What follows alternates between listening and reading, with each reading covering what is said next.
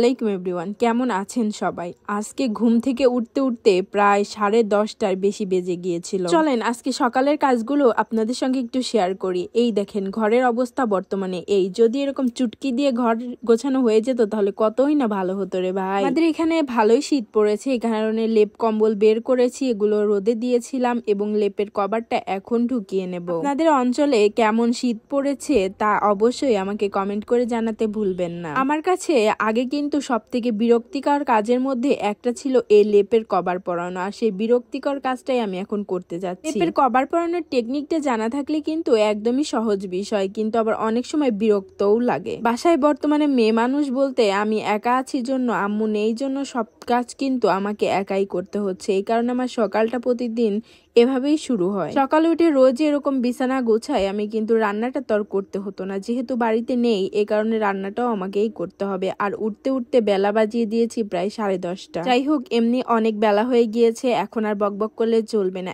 যেহেতু অনেকটা লেট করে ফেলেছি তাই তাড়াতাড়ি করে বাসনপত্রগুলো ক্লিন করে নিলাম, আর রাইস কুকারে ভাতটা বসিয়ে দিয়ে এবার আমাকে ঝটপট যেতে হবে সবগুলো সবজি রেডি করার জন্য, কারণ রান্না করা অনেক দেরি হয়ে গিয়েছে। বাইরে আজকে অনেক সুন্দর রোদ উঠেছে, আর একটু পরে গোসল করে এই রোদে না বসলে কিন্তু আমার চলবেই না। পুরোটা শীত আমি রোদটাকে খুব ভালোভাবে উপভোগ করি। এই দেখুন এবারে চলে যাচ্ছি আমাদের বাড়ির সামনে আর আমাদের দোকানের পেছনে, যেখানে ছোট্ট একটি জাংলা বা মাচা যেটাই বলেন, সেখানে কিছু সবজি লাগিয়েছি দৈনন্দিন রান্নার কাজে ব্যবহারের জন্য। সচরাচর রাস্তার দিকে আমার খুব কম আসা হয়, খুব বেশি দরকার না হলে আমি কখনোই আসি না। রাত জাগা আর পানি কম খাওয়ার কারণে কিন্তু মুখে অনেকগুলো পিম্পলস উঠেছে, আর এগুলো নিয়ে আমি অনেক বেশি টেনশনে আছি। তো বলতে বলতে দেখেন চলে আসলাম জাংলার কাছে। আমাদের আঞ্চলিক ভাষায় এটাকে বলা হয় জাংলা।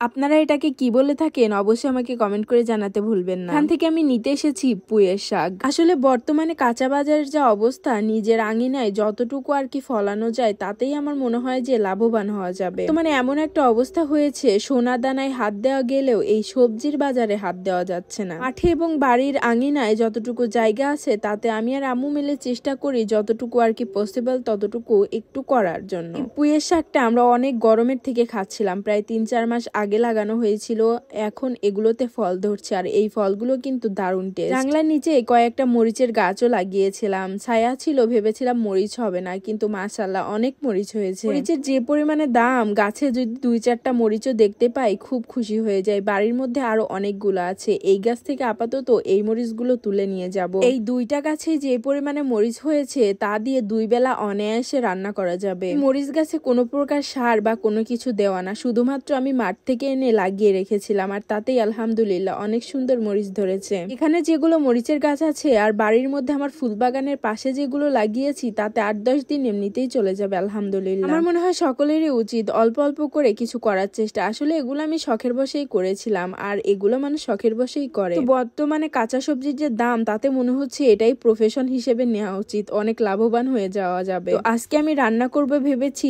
বড় মাছ দিয়ে পুঁই শাক, ফুলকপি আর আলু দিয়ে দারুণ একটি পাতলা ঝোল। রান্নাটা হয়তো আপনাদের সঙ্গে শেয়ার করতে পারবো না, কারণ আমি এত অগোছালো ভাবে রান্না করি, কারণ সব সময় করা হয় না, যখন আম্মু থাকে না হঠাৎ 2-4 দিনের জন্য তখন করা হয়। আজ আমি একটু শখ করে মাটির চুলায় রান্না করতে আসলাম। তো এই সবজিগুলো দিয়ে আমি রান্না করতে থাকি, আর আপনাদের কাছে আজকের ভিডিওটা কেমন লাগলো অবশ্যই কমেন্ট করে জানাতে একদম ভুলবেন না। তো আজকের মতো এই পর্যন্তই, সবাই ভালো থাকেন, আল্লাহ হাফেজ, টাটা।